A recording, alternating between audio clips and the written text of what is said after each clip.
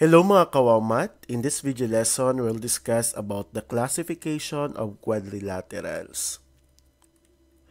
So a quadrilateral is a four-sided polygon. Quadrilaterals are named using the consecutive vertices. And the symbol, like this one, is used to denote a quadrilateral. So for example, meron tayong polygon. We have A, B, C, and D. So, let's say, paano natin i-names yung quadrilateral? So, sabi kanina, so, yung quadrilateral can be named using the consecutive vertices. So, yung mga vertices na sinasabi, class, ito, no? Ayan po. So, kapag nag-name tayo ng quadrilateral, so, dapat magkasunod. So, hindi pwede yung BDAC. So, dapat magkasunod. Let's say, quadrilateral BCDA. So, dapat magkasunod sila. Hindi yung quadrilateral ACDB. Okay. So, ito yung mga possible names ng quadrilateral na given natin. So, pwedeng quadrilateral ABCD, BCDA, CDAB, or DABC. Okay, pwede rin naman na DCBA or CBAD or BADC and ADCB. So, ito yung mga possible names ng quadrilaterals natin. And quadrilateral ladder. So, yung pair of consecutive angles, so pag sinabi natin consecutive angles, so magkatabi sila, no? Magkatabi. So, kagaya ni angle A and angle C. Okay, again class, this is a pair of opposite angles. So, kapag kukunin natin yung opposite angles, so yung magkaharap, no, na angle. So, for example, we have angle A and angle C. And then we have angle B and angle D. So, yan yung halimbawa ng opposite angles. Pag sinabi naman natin, so kapag kukunin natin yung consecutive sides ay magkatabing sides. Okay, for example, AB and BC. So, yung side na to at saka side na to, that is consecutive. Okay? And then, pwede rin na side BC and side CD. Or, pwede rin na side CD and side DA. Or, side DA and side AB. Okay, so that is the consecutive sides. So, yung diagonal, so kapag ginuhita natin to ng line, segment mula kay point A to point C. So, ang maging diagonal natin, that's with, so, ito yung AC saka BD. Okay? So, yan yung mga kung paano natin i-name, no, yung parts ng quadrilaterals. So, quadrilateral are classified as follows. First, parallelogram is a quadrilateral with two pairs of parallel sides. Okay, so tingnan natin. So, sabi daw, this quadrilateral is with two pairs of parallel sides. So, ito, yung nasa taas saka itong nasa baba, parallel sila. At itong nasa side, parallel din sila. Okay? And that is parallelogram. Next is a rhombus. So, yung rhombus natin is a quadrilateral with two pairs of congruent sides.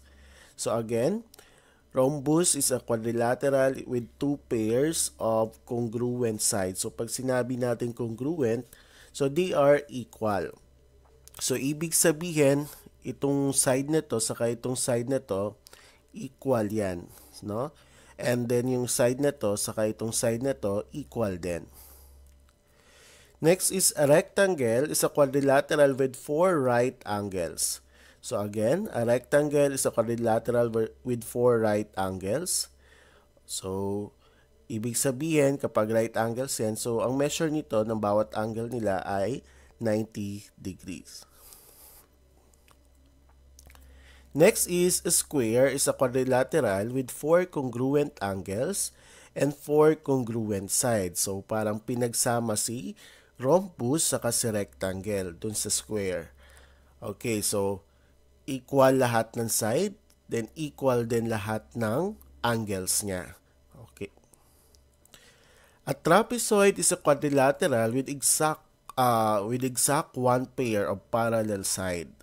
So this is an example of trapezoid. So isang pares lang, no? Isang pair lang ng parallel yung parallel sides meron siya. Hindi kagaya sa parallelogram, rhombus, rectangle, and square, no? Merong dalawang pairs of parallel sides. So si trapezoid may isa lang.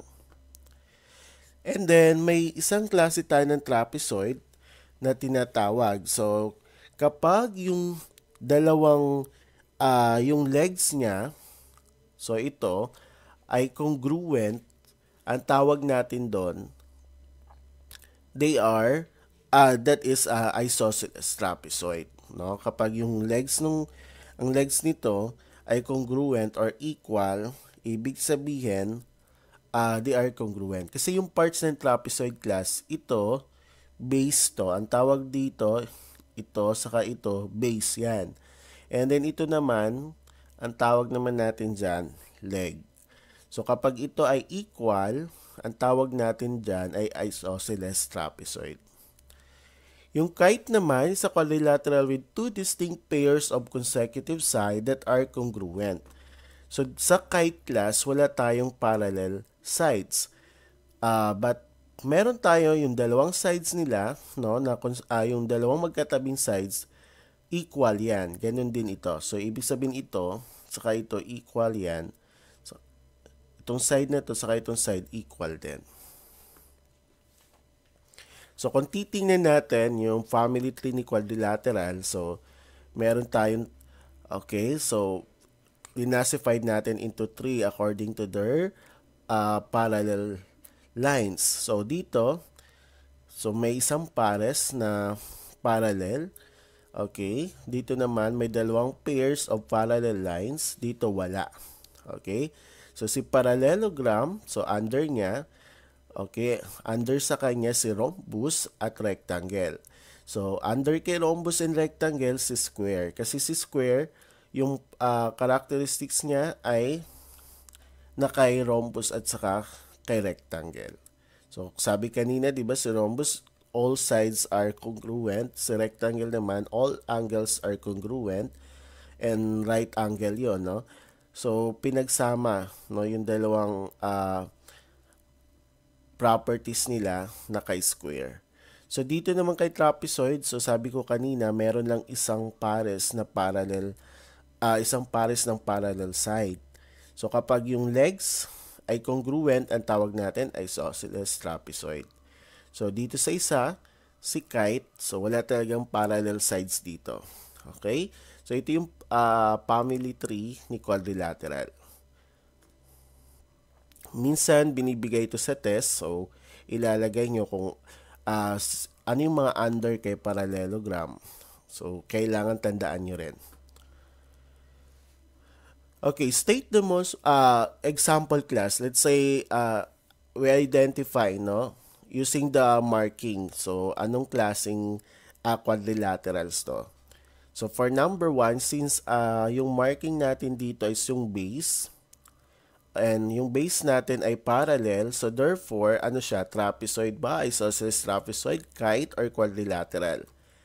Yes, that is trapezoid. Next. So, yung marking na yan, ganyan, ibig sabihin, pare-pareho, same yung congruent yung sides nila. At same din yung mga angles nila. They are right angles. So, therefore, kahit ba siya, trapezoid, square, or quadrilateral? Yes, that is a square. Next. So, si number 3, same with number 1. So, and that is trapezoid din. And number 4, so all sides are congruent. So sabi kanina, so all sides are congruent. So that is a rhombus. And then next is number 5. So two distinct consecutive sides are congruent. So ito same sila, they are equal. Ganun din dito. Pero wala silang parallel sides. So ano yan? Yes, kite. That is kite. Number 6. Okay. They have, yung angles niya ay congruent. And then, meron siyang dalawang pairs ng two pairs of parallel sides, no? And itong side nito, saka itong side nito equal, saka itong side nito, saka side nito equal.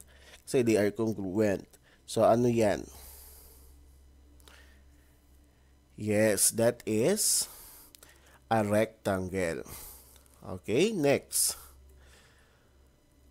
So, tingnan natin yung figure na to. So, ito class at saka ito, equal sila. Tapos ito naman, parallel rather. So, ito ay parallel. Tapos itong side na to, saka yung side na to ay congruent. Yes, that is isosceles trapezoid. Kasi yung legs nila, congruent. Next, number 8. So, number 8, ito. So, ito ay yung base nila, parallel, and then congruent yung leg. So, therefore, isosceles trapezoid din. So, number 9. So, sa number 9, hindi natin siya pwedeng hulaan, no? Kasi wala siyang marking. So, hindi natin alam kung ano ba siya. Hindi mo pwedeng sabihin kite. Kasi walang marking na congruent to saka ito. So, therefore, that is a quadrilateral. Okay? Kapag walang marking, so hindi natin masasabi na may congruent ba sa itong side na to saka ito. So, that is quadrilateral. Number 10, ganun din, wala tayong marking para ma-identify natin kung anong klaseng quadrilateral. So, therefore, yan ay quadrilateral. Okay? Next, the quadrilateral angle sum theorem. So, ang sabi dito, kapag in-add down natin, no, yung angles nila, sum of the interior angles in a quadrilateral is 360 degree. So, kapag in-add natin ito, kapag in-add natin lahat ng angles, let's say angle A, B, C, and D, so kapag in-add natin ang sum niyan ay 360 degree. So, for example, meron tayong quadrilateral QRST. Okay, ngayon, hinahanap yung angle T. So, sabi kanina sa angle sum theorem, nung quadrilateral angle sum theorem natin, dapat 360 to kapag in-add. So, first, kinukuha natin, alam natin, kapag in-add natin si angle Q plus angle R plus angle S plus angle T, that is equal to 360 degree.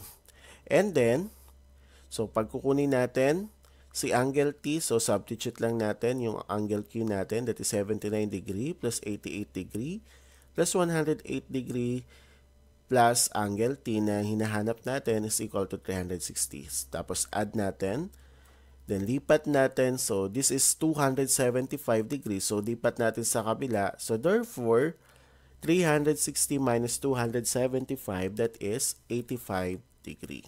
Okay? Or, kapag sanay na kayo class, madali na lang, no? Add nyo lang to, tapos i-minus from 360 degree. Next. So, same process, no? Kapag kukunin natin to, add natin tong tatlo, and then minus natin from 360 degree. So, that is, add lang natin yung tatlo na to, and that is 300. So, 360 minus 300, the answer is 60 degree. Next, solve for x. So, meron tayong marking dito. So, ibig sabihin kapag may ganito tayo class, ibig sabihin that is a right angle. So, kapag right angle, ang measure ng angle na yon ay 90 degree. So, kung kukunin natin yung x dito, so, paano gagawin? So, add muna natin lahat ito.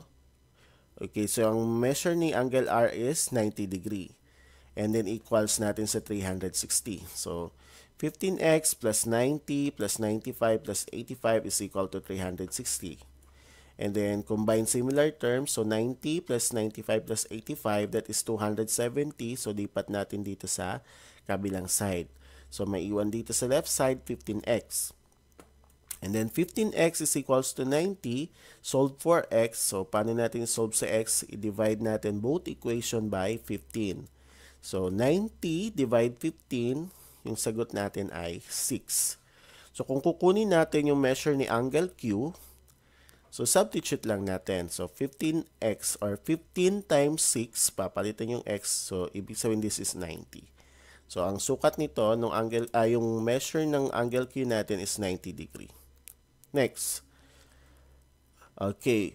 So same process class, add natin lahat to tapos equals natin kay 360. Okay?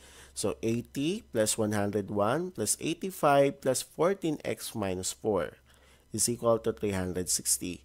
So combine similar terms, add natin sa 80 plus 101 plus 85 minus 4, and that is 262. So nilipat ko na dito sa right side natin. So 262, so 14x is equal to 360 minus 262. So nanggaling si 262 dito kay 80 plus 101 plus 85 minus 4. And then 360 minus 262, that is 98. Solve for x. Divide natin both equation by 14. So 98 divide 14, the answer is 7. So kung kukunin natin si angle n, so pag kinuha natin si angle n, that is 14 times 7 minus 4, the answer is 94. So ito ay 94. So para ma-check nyo na tama yung sagot natin, i-add nyo, no? Add nyo kung 360. Okay, another. Meron tayong given, no? So, paano natin masosolve si x? So, ganun lang din. Add lang natin lahat. That's 95 plus 83 plus 48x minus 1 plus 42x plus 3 is equal to 360. So, combine similar terms. So, pagsamahin natin si 48x saka si 42x. So, that is 90x. And then, pagsamahin natin si 95 plus 83 minus 1 plus 3, and that is 180. So, lipat natin sa right side. So, 360 minus 180, that is 180. So, solve for x. So, divide natin both equation by 90. So, x is equal to 2. So, kung kukunin natin si angle W or angle V muna, so substitute lang natin si x, and that is 95. Si angle W naman, substitute natin din yung x. So 42 times 2 plus 3, that is 87.